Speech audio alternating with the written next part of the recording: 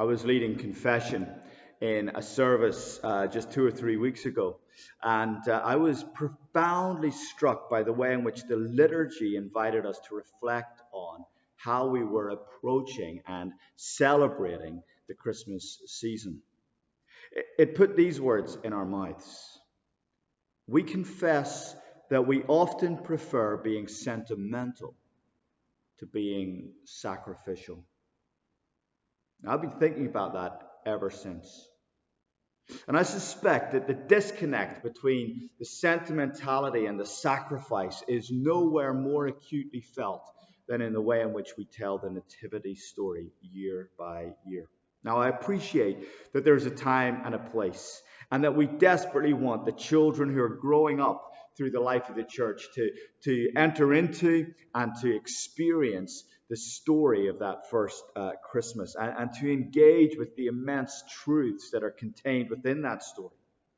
But as adults, we need to remember that there is a great deal more going on in those events than we will see in the average nativity play.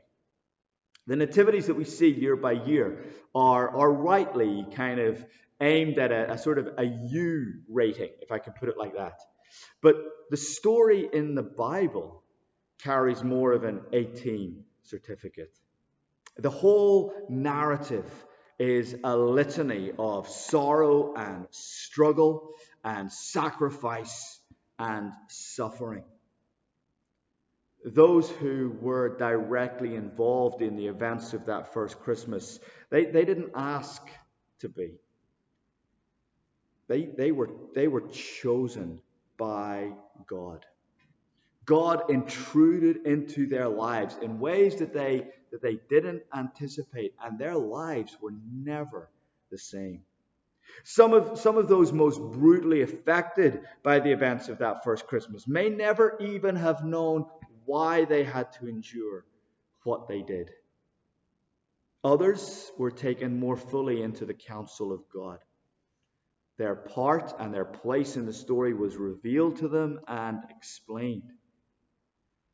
We're often jealous of the people that we read about in the Bible. Their way seems so clearly marked out for them.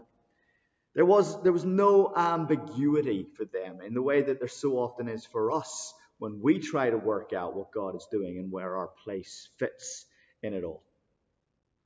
They had visions, angels, dreams, prophecies, all of which kind of wove together to convince them that they were blessed, that they were caught up with what God was doing at the turning of the ages. Well, I wonder if it's ever occurred to us that they needed that level of assurance and certainty. They needed it in order to endure the suffering that being caught up in God's purposes brought with it. I wonder if we've ever thought that maybe the clarity with which their parts were revealed to them belied the sacrifice they were being invited to make. You see, the surprise in the story actually is that all of them immediately bowed their heads to the will of their God and gladly shouldered the burden that was asked of them.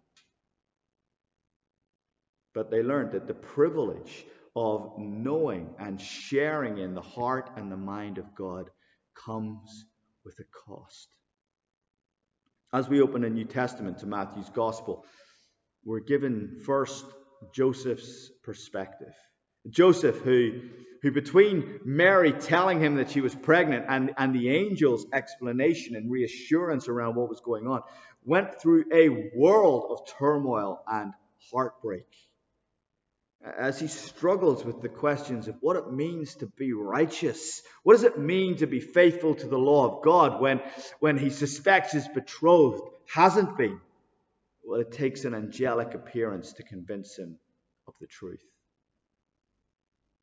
But from that moment on, Joseph stands steadfastly with Mary, cares for her, protects her, provides for her, endures with her all the presumption of guilt, the scandal, the shame, the cynical gossip, the slander. He shares with her the rejection of the Christ that she carries in her womb. But his obedience to the Lord's will is immediate and total. Again and again, we read that Joseph did what the angel of the Lord had commanded. Likewise, when he finds that he must flee his home and live the life of a fugitive exile. For a man who sought to live in accordance with God's law, taking the long journey down to Egypt must have been spiritually shocking. The trauma of suddenly finding himself on Herod's hit list must have been terrifying. And the urgency with which he left his home would have meant that he arrived in Egypt for a new life with nothing but the treasures that the Magi had presented Jesus with just a few nights before.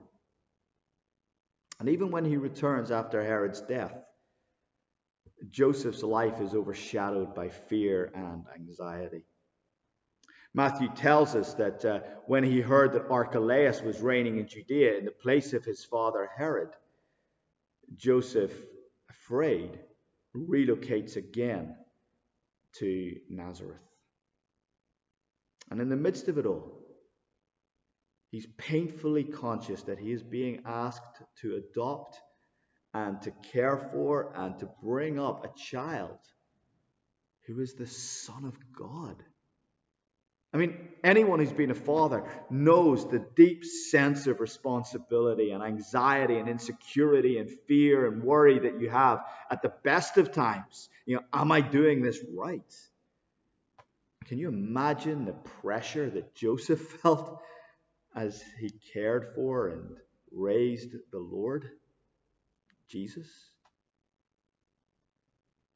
To be honest, though, I think Joseph has the lightest load to bear.